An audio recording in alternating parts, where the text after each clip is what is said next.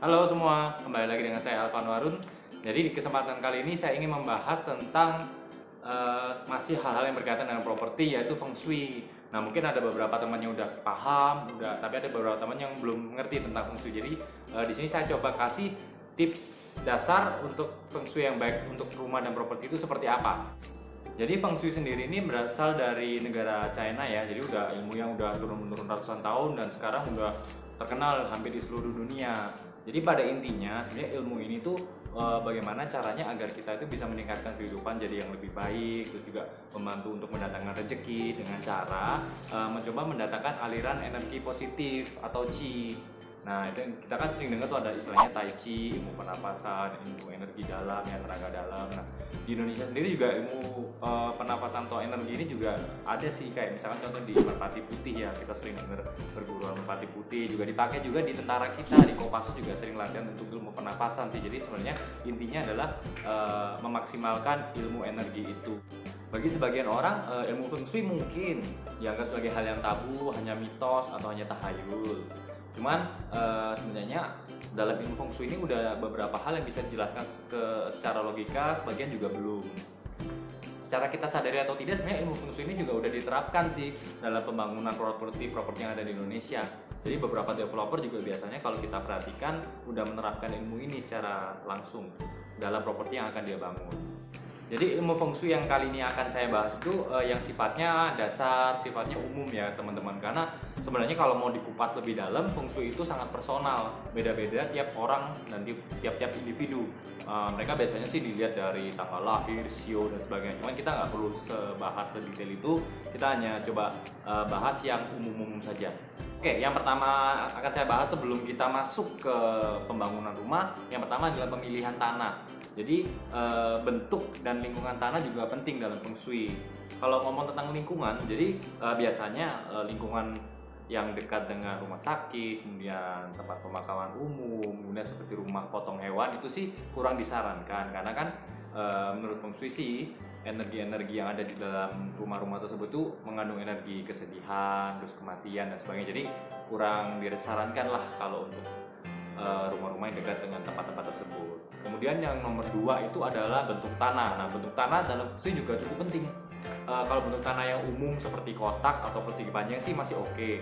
Cuman biasanya kalau bentuk tanahnya itu adalah menyempit atau kecil ke belakang, itu sih kurang disarankan. Lebih disarankan yang orang-orang biasanya suka itu adalah bentuk tanah yang ngantong. Jadi istilahnya ngantong adalah bentuknya lebar ke belakang kayak gitu. Nah, kalau dari fungsinya sih katanya istilahnya seperti karena bentuk tanahnya ngantong, maka rezeki yang masuk itu akan tertahan terus, akan mengalir terus ke sana dan nggak bisa keluar lagi katanya sih gitu. Yang berikutnya itu adalah tata letak rumah atau layout.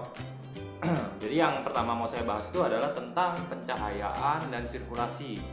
Menurut feng shui sih kita nanti dalam mengatur letak rumah, layout rumah itu pencahayaan juga harus baik, kemudian sirkulasi juga harus lancar, sirkulasi udara harus lancar. Menurut feng shui sih katanya kalau misalkan kekurangan pencahayaan dan sirkulasi sih nanti penghuninya itu bisa jadi kurang energi, juga emosi nggak stabil. Secara logika sih kalau penjelasannya menurut saya sih, karena kalau dengan rumah yang sirkulasinya bagus, pencahayaan bagus juga rumah itu kerasa kelihatan lebih nyaman, lebih lapang, damai, terus juga nggak panas ya tentunya ya. Jadi sih masih masuk make sense sih. Nah, kemudian biasanya kalau di feng shui adanya aliran air itu biasanya melambangkan adanya aliran rezeki yang terus-menerus muncul. Jadi kalau bisa di rumah itu mungkin bisa ada aliran air berupa air mancur kecil atau mungkin akuarium. Nah, itu cukup oke sih, bisa diimplementasikan di rumah. Tapi untuk aliran air ini jangan ditaruh di kamar. Tips berikutnya untuk tata letak rumah itu adalah open space. Jadi sebisa mungkin jangan banyak sekat-sekat di dalam rumah. Jadi biar harus ada ruangan yang cukup lega. Tujuannya sih sebenarnya untuk mengalirkan energi sih. Jadi bisa energi itu bisa tersalurkan ke seluruh rumah. Juga nanti kan dengan adanya open space ini juga kesan rumah itu akan menjadi lebih lapang, lebih nyaman juga sih seharusnya. Kemudian untuk peletakan tiang atau kolom di dalam rumah juga sebisa mungkin hindari di bagian tengah rumah ya. Jadi sebisa mungkin diatur agar lebih kelihatan lebih cantik sih. Karena kan kalau misalnya di tengah rumah juga secara estetika akan jadi kurang. Berikutnya adalah sudut tajam bangunan yang harus kita perhatikan. Jadi sudut tajam bangunan ini bisa dari dalam rumah atau bangunan kita sendiri, atau sudut tajam dari tetangga atau bangunan orang lain. Menurut Feng Shui sih, sudut tajam ini bisa mempengaruhi ke kesehatan dan karir penghuninya. Nah, untuk ngakalinya sih bisa ada beberapa cara. Yang pertama sih bisa dikasih cermin, kemudian juga sudut tajamnya dibentuk menjadi lebih lengkung, jadi tidak terlalu lancip untuk bentuknya. Kemudian juga bisa kita kasih tanaman untuk menetralisir energi negatif dari sudut tajam itu. Jadi ada contoh menarik sih tentang sudut tajam bangunan di Jakarta. Kalau kita perhatikan ada 2 gedung yang cukup ternama ya di pusat bisnis Jakarta. Itu ada satu gedung yang bentuknya itu ekstrim lancipnya mengarah ke gedung-gedung lain. Nah, kebetulan gedung seberangnya ini memasang cermin besar di dinding-dinding gedungnya. Jadi kalau kita perhatikan menarik sekali sih bahwa Feng Shui juga diterapkan sampai di gedung-gedung perkantoran yang besar. Oke, kita masuk ke bagian pintu. Yang paling utama sih yang pertama pintu utama ya. Jadi pintu utama itu kan merupakan gerbang utama menuju rumah kita atau istana kita tuh. Jadi kalau menurut Feng Shui gerbang utama ini harus besar, harus kuat, harus megah. Jadi ketika kita buka rumah, energi positif dan rezeki bisa masuk mengalir lancar ke dalam rumah gitu. Secara logika sih kalau misalkan pintu depan rumah kita jelek atau reot kan kita juga jadi malu ya ke tetangga dan sebagainya sih gitu. Untuk pintu utama sih disarankan tidak langsung berhadapan-hadapan dengan pintu belakang kalau misalkan rumahnya ada pintu belakang ya, karena menurut Feng Shui itu energi yang masuk langsung keluar, jadi nggak sempat berputar ke dalam rumah sih. Jadi secara logika sih kalau menurut saya kalau misalkan pintu berhadapan depan dan belakang juga aliran angin deras tapi hanya langsung keluar masuk sih, numpang masuk, jadi nggak bisa berputar, sirkulasi udara di rumah juga jadi kurang. Oke, lanjut ke bagian berikutnya yaitu tangga. Jadi tangga ini yang bagus itu tidak menghadap langsung ke pintu utama. Jadi ketika kita buka pintu utama langsung kelihatan tangga itu juga kurang bagus. Kemudian dekat-dekat juga dengan pintu utama juga kurang bagus sih. Karena menurut Feng Shui keharmonisan dan rezeki jadi terganggu gitu. Tapi secara logika juga kalau misalkan tangganya dekat dengan pintu utama juga privasinya jadi kurang terjaga sih, sama estetika juga kurang bagus sih. Nah, kemudian untuk anak tangga itu juga disarankan agar tidak terlalu curam dan tidak terlalu tajam ya. Karena menurut Feng Shui katanya berpengaruh terhadap kesehatan kita. Ya masuk akal sih kalau secara logika kan, kalau anak tangga curam kan juga beresiko kita berbahaya jatuh dari tangga gitu. Berikutnya yang kita bahas itu adalah jumlah anak tangga. Nah, jadi ternyata jumlah anak tangga juga menjadi hal yang diperhatikan ya dalam Feng Shui. Jumlah anak tangga di sini itu sebenarnya melambangkan seperti dalam siklus kehidupan. Jadi mirip juga teman-teman yang beragama Hindu juga sama sih, untuk makna anak tangga itu juga ada 3 siklus kehidupan. 3 siklus kehidupan itu juga melambangkan 3 dewa dalam agama Hindu. Yang pertama Brahma yang melambangkan lahir, kemudian juga Wisnu yang melambangkan itu adalah kehidupan. Kemudian yang terakhir adalah Siwa yaitu melambangkan kematian. Jadi kelipatan 3 sih yang untuk agama Hindu. Nah, kalau di dalam Feng Shui itu kelipatannya menjadi 5, diadaptasi menjadi 5. Jadi yang pertama itu adalah lahir sama, kemudian kehidupan, kemudian tua atau sakit. Keempat itu adalah kematian. Jadi kan banyak orang China yang mengasosiasikan 4 itu sebagai angka buruk karena artinya 4 kan itu adalah kematian. Kemudian yang kelima itu adalah kesengsaraan, karena menurut mereka setelah meninggal itu mereka harus menanti untuk reinkarnasi lagi, jadi masih harus menunggu. Nah, jadi untuk Feng Shui tangga yang baik itu adalah tangga yang kelipatan 5 ditambah 1 atau 2. Jadi contoh tangga yang baik itu adalah anak tangga yang berjumlah 11 atau 12, kemudian 16 atau 17, kemudian 21 atau 22. Nah, itu masih oke karena melambangkan arti ke-1 ke-2 itu lahir atau kehidupan. Kita lanjut ke bagian dapur. Nah, kalau di dapur ini sih disarankan dapur itu tidak berdekatan langsung dengan toilet. Jadi kalau menurut Feng Shui, toilet atau kamar mandi itu mengandung aura negatif ya, energi negatif, karena kan kita sebagai tempat buang kotoran, buang apa, jadi energi negatif. Kalau misalkan dapurnya dekat dengan kamar mandi, energi dapur itu akan terserap menjadi energi negatif oleh kamar mandi. Nah, itu kan secara logika juga kalau misalkan dapur tempat kita nyiapin makanan dekat dengan toilet kan juga aromanya juga akan bercampur ya, jadi kan kurang enak juga sih. Kemudian juga dapur yang baik itu juga secara lokasi tidak benar-benar tepat berada di tengah-tengah rumah, karena kan aktivitas di dapur itu masak, ada asap, bau, kemudian juga kompor jadi suhu panas, itu akan mengakibatkan penghuni rumah juga suasana hatinya kurang bagus kalau misalnya ditaruh di tengah-tengah rumah.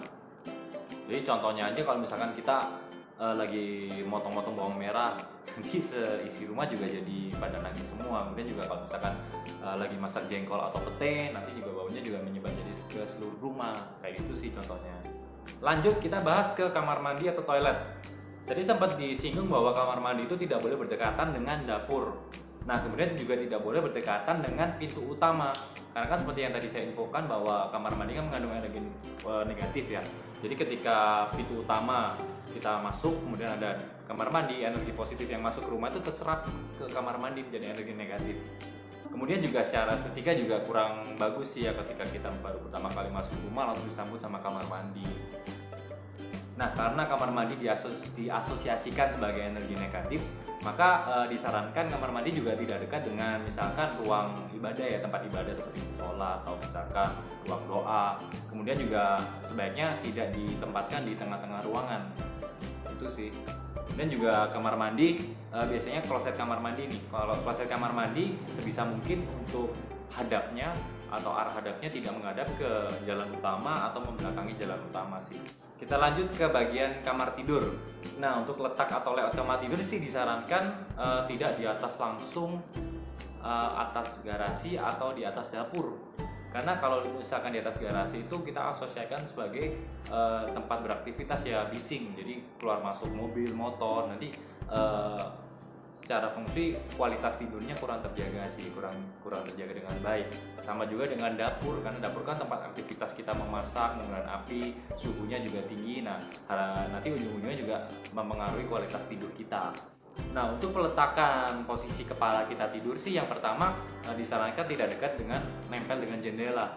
Nah, karena menurut feng shui dekat dengan jendela itu membawa energi negatif sih kepada penghuninya, karena secara logika kalau dekat jendela kan banyak suara tuh bising, energi negatif dari luar, misalkan ada suara angin, petir, kemudian juga suara bising dari luar yang bisa mengganggu lagi-lagi ke kualitas tidur penghuni. Nah, kemudian letak posisi kepala untuk tempat kita tidur juga tidak disarankan tidak dekat dengan pintu gitu, karena sih mungkin ya logikanya pintu kan tempat kita buka tutup, nah nanti kualitas tidur juga jadi berkurang ketika misalkan kita kaget dan sebagainya. Kemudian juga peletakan cermin dalam kamar tidur itu juga harus diperhatikan sih posisinya, karena cermin itu sebagai pemantul energi sih, baik energi positif atau negatif. Jadi peletakan cermin menghadap pintu masuk pun juga kurang bagus, karena energi positif yang mau masuk ke kamar tidur jadi terhalang. Begitu juga dengan cermin yang menghadap langsung ke tempat tidur kita, itu juga kurang bagus sih. Gitu. Oke, itu tadi tips-tips dasar ya feng shui untuk rumah yang baik seperti apa. Jadi sedikit disclaimer, video kali ini hanya untuk sebagai penambah pengetahuan dan wawasan teman-teman aja sih. Semoga bisa bermanfaat juga. Jadi untuk implementasinya sih saya kembalikan ke masing-masing personal. Kalau kalian suka sama video ini, jangan lupa untuk subscribe, kemudian juga like, share ke teman-teman. Kemudian juga kalau misalkan ada request video atau mau bahas tentang apa, boleh langsung aja ke kolom komentar. Thank you.